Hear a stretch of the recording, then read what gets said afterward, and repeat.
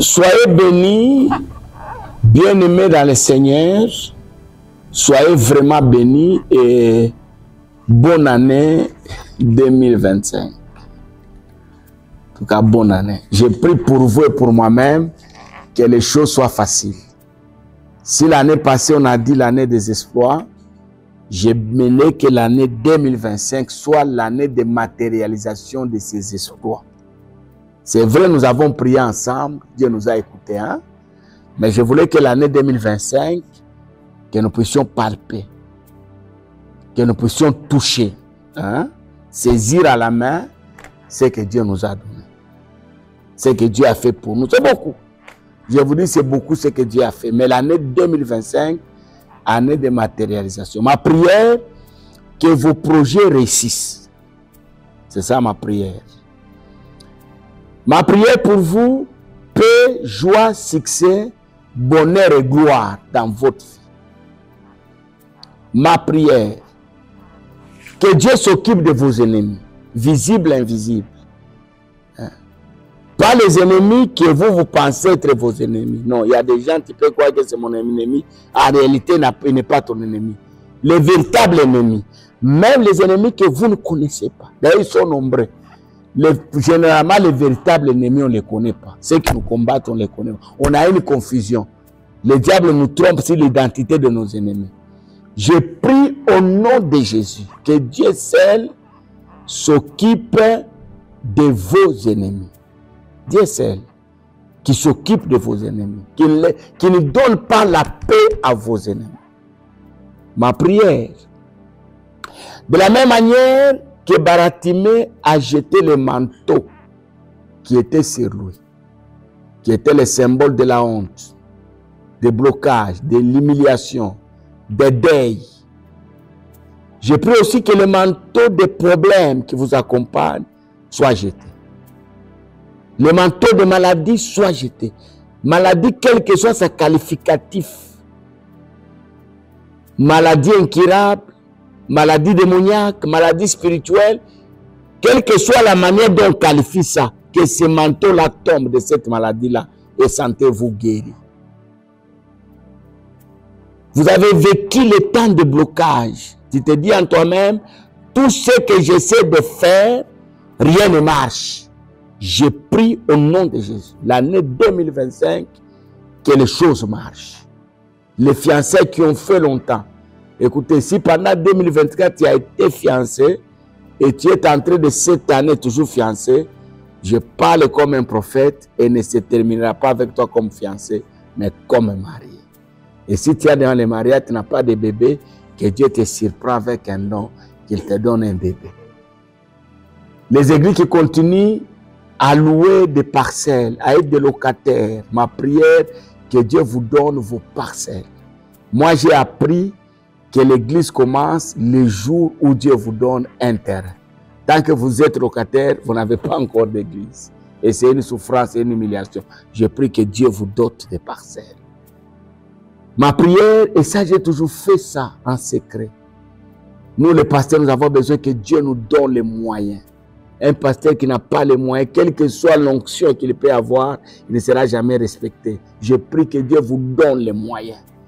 Que Dieu vous donne les moyens. Que l'argent vous accompagne. Que l'argent vous pourchasse. Que l'argent vienne habiter dans vos maisons. Soyez bénis. Voilà ma prière pour vous. Et je dis encore bonne année 2025. Maintenant, qu'est-ce que je dois faire pendant l'année 2025? Moi, que dois-je faire pour rester en contact permanent avec Dieu pendant cette année 2025? Qu'est-ce que je dois faire? Vous savez, quand vous gardez votre alliance avec Dieu, vous êtes béni, hein? Vous êtes béni. Vous êtes heureux. Tout le monde peut t'abandonner, mais que Dieu ne t'abandonne pas. Ton travail peut s'arrêter, que ta relation avec Dieu ne s'arrête pas. Ton mari peut te fuir, ta femme peut partir, mais que Dieu lui ne part pas. Alors, que dois-je faire pour que Dieu reste avec moi? Que Dieu ne me quitte pas. Que je reste en contact permanent avec lui.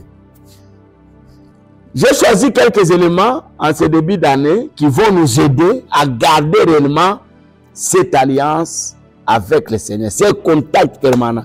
Vous savez, même nous les hommes, hein, quand on est en contact, les relations s'affermissent.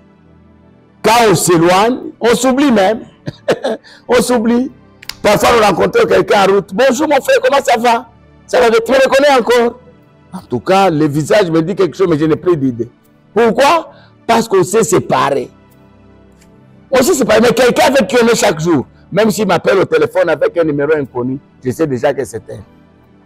Dieu aussi, c'est comme ça. Nous devons rester en contact permanent avec lui. Quelles que soient nos occupations, nos élévations, nos statuts actuels. Mais je dois rester permanemment en contact avec Dieu. J'aimerais qu'on lise quelque chose qui va beaucoup nous aider. Job, chapitre 21, le verset 22. C'est parmi Job plutôt chapitre, je disais quoi? Job 22, Job chapitre 22, le verset 21. C'est le premier verset de la Bible que j'ai aimé quand j'ai accepté Christ comme Seigneur et Sauveur. En tout cas, chaque jour, j'ai répété ces versets. Écoutez-la et ça va vous aider. Attache-toi donc à Dieu, tu auras la paix et tu jouiras ainsi du bonheur. Dans d'autres versions, on dit réconcilie-toi avec Dieu. C'est alors que tu auras la paix et tu jouiras ainsi du bonheur. Et j'ai compris, on n'a pas la paix parce qu'on a l'argent. Ça, j'ai compris. On n'a pas la paix, bien aimé le Seigneur, parce qu'on s'est construit une maison. On n'a pas la paix parce qu'on s'est marié. J'ai compris ça. La paix, c'est lorsque je suis en contact permanent avec le Seigneur. Or, pour rester en contact avec lui, il faut que ma relation avec le Seigneur soit une relation stable. Il faut que ma relation soit stable. Que dois-je faire pour que Dieu reste avec moi? Vous savez, sur cette terre, je l'ai toujours dit, nous avons besoin de marcher avec le Seigneur. Avocat, tu es en train de m'écouter. Magistrat, médecin, ministre d'État, député national, député provincial, conseiller à la présidente, ministre, ce n'est pas quel titre vous occupez, évêque, excellence, vous êtes en train de me suivre maintenant. Sur cette terre, vous n'avez pas besoin de marcher seul. Vous avez besoin de marcher avec Dieu. Parce qu'il y a des endroits où, même si vous avez un véhicule blindé, tu ne passeras pas si tu n'es pas avec Dieu. Je vous dis, dans ce monde, nous rencontrons parfois des problèmes, un obstacle qui se lève devant toi. Si Dieu n'est pas là, bien aimé dans le Seigneur, même si tout le monde est là, tu ne partiras pas. Souvenez-vous de ces jours-là. Ces jours-là, souvenez-vous. Ça va aider quelqu'un. Lazare au désert. Tout le monde était là. Il ne s'était pas réveillé. Tout le monde était là. Il y a des gens qui ont pleuré. Tout le monde était là. Mais il fallait que Dieu soit là. D'ailleurs, le jour que Dieu est arrivé, tout le monde n'était plus là. Jésus était seul seulement avec Marthe et Marie, sa soeur. Mais Jésus a réveillé Lazare. Bien aimé dans le Seigneur, sur cette terre, les gens vous haïssent sans raison. Vous êtes à la merci de la haine, la jalousie partout. Je disais à l'église, pendant que vous minimisez votre travail là, il y a quelqu'un qui est en train de raisonner comment est-ce qu'il va vous remplacer là-bas. Quelqu'un est en train de raisonner. Il y a des gens qui me disent que vous allez mourir quel jour pour qu'ils prennent votre place. Vivre sans Dieu, c'est un problème. Vivre sans Dieu, c'est un problème. Et tu peux te dire, mais moi je n'ai pas Dieu, je vis. Tu es avec le diable ne traîne pas à lâcher quelqu'un. Parce que les conditions du diable sont très compliquées. Dieu n'a pas de conditions. Savez-vous que Dieu vous a aimé avant que vous ne puissiez naître? Mais le diable, lui, il a accepté de marcher avec vous le jour que vous lui avez donné quelque chose. Vous lui avez promis de lui donner votre femme, de lui donner votre enfant, de lui donner votre virginité, de lui donner votre gloire. Mais Dieu, lui, pendant que vous n'avez rien, vous étiez une masse informe, vide. Il vous aimait déjà. Alors comment je dois rester en contact avec lui? Première chose, je dois m'attacher dans de bons ou dans de mauvais moments. Paul dit, je sais vivre dans la gloire, je sais vivre dans la disette. Je suis heureux dans toutes les conditions de la vie. Vous voulez bien aimer dans le Seigneur, vivre la paix sur cette terre. Dieu à votre côté. Hein? Parce que parfois, quand quelqu'un dans les soins intensifs qu'on appelle réanimation, on dit ici, il n'y a pas de garde malade. Mais si cette personne était en contact permanent avec Dieu, dans cette situation de maladie compliquée, Dieu sera à côté de nous. Parfois, nous voyageons dans l'avion, nous passons des moments terribles, hein, où on vous annonce même, on va passer des zones de tribulation. Hein, attachez vos ceintures. Ce sont des communiqués qu'on n'aime pas entendre quand on est dans l'avion. Hein, que personne ne se tienne debout, rester assis. Vous voyez comment on tremble là? Mais celui qui a Dieu ne tremble pas. Il sait que j'ai un partenaire. L'année 2025, c'est l'année des gens qui vont marcher chaque jour avec Dieu. Même quand on va larguer des bombes, moi je serai avec Dieu. Même quand on va mettre le poison dans mon assiette, je serai avec Dieu. Même quand on va véhiculer le mensonge autour de ma personne pour que je sois tué, que je sois sali, moi je serai avec Dieu.